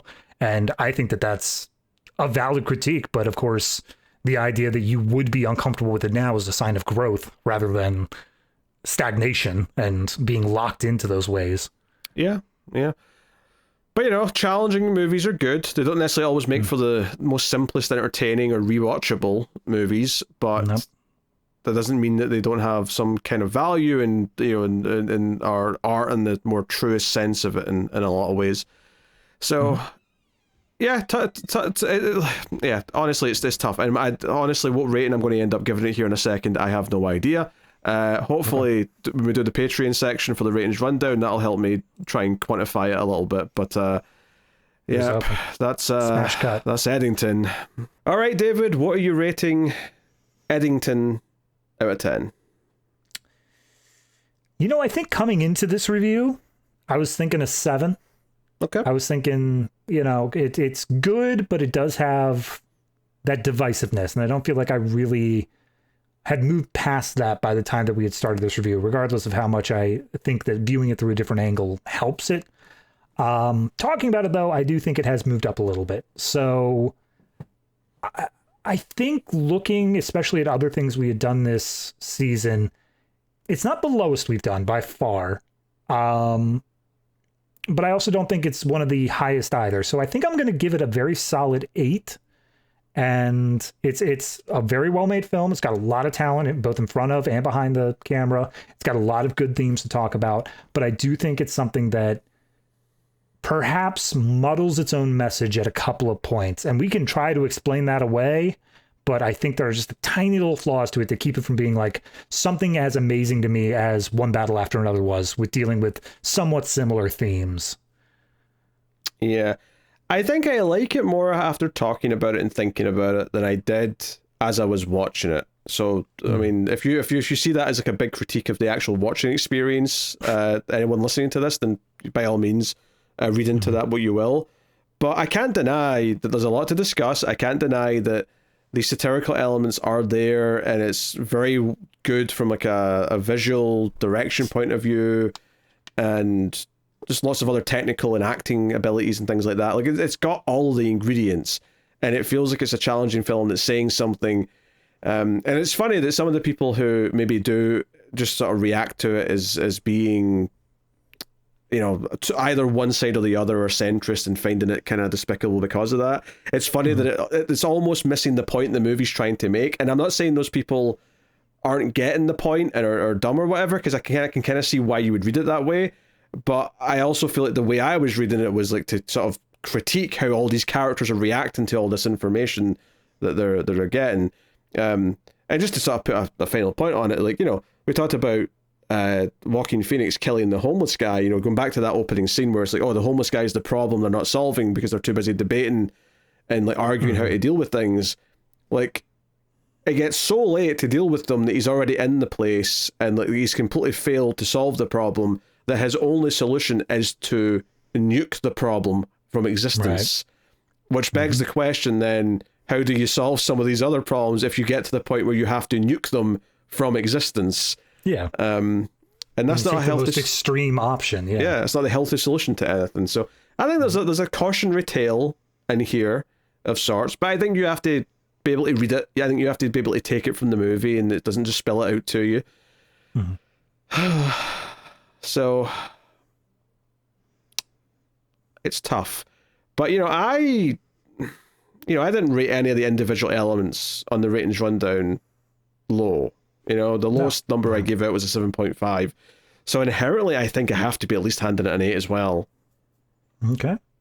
Maybe an 8.5, but I'm not in the position though where I'm like frothing at the mouth to say I love it and like, oh, this was great and you have to go see it, because I don't feel that strongly about it either.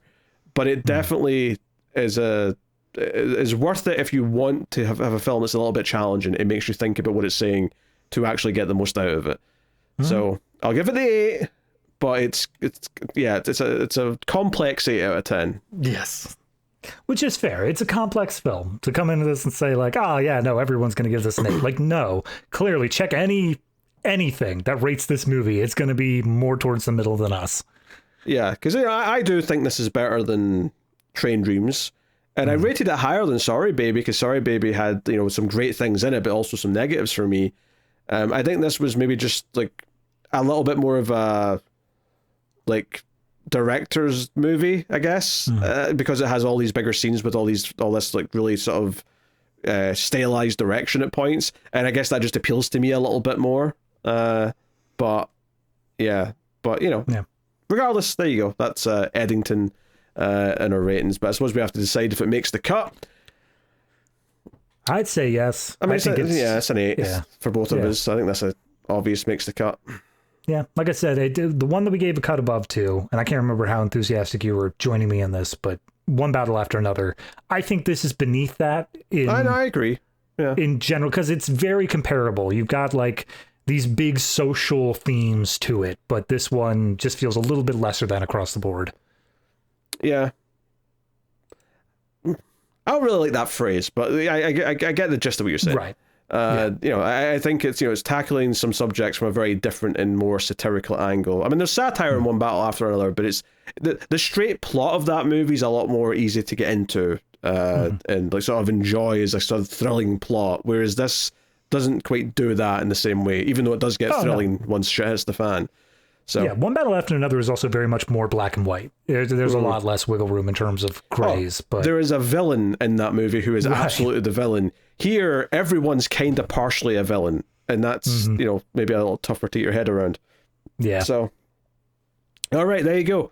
That is Eddington. What are we doing next week, you may be asking? Well, next week we're doing the film that won the Patreon vote for one of the slots, and that is House of Dynamite, the Catherine Bigelow film that came out in 2025.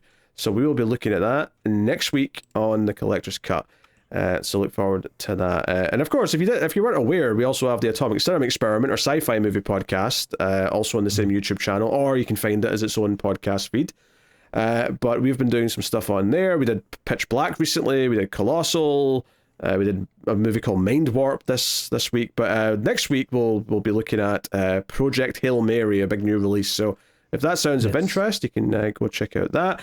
And you can support both shows, everything we do in MailFuzz Movies. That includes Screams After Midnight by going to patreon.com/MailFuzzTV and help keep all the shows coming. But you get some bonuses for doing so, like the ratings rundown segments for both of our shows.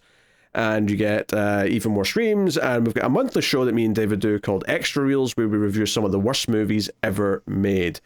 So if that sounds like fun, you can go check out that. But YouTube membership's also available and gives you most of that same content as well as an alternative. So thank you for joining us. We do appreciate it. Thanks to everyone who already supports us. It really does go a long way. Keep watching movies. And if you can get it, it's always nice to have diplomatic immunity.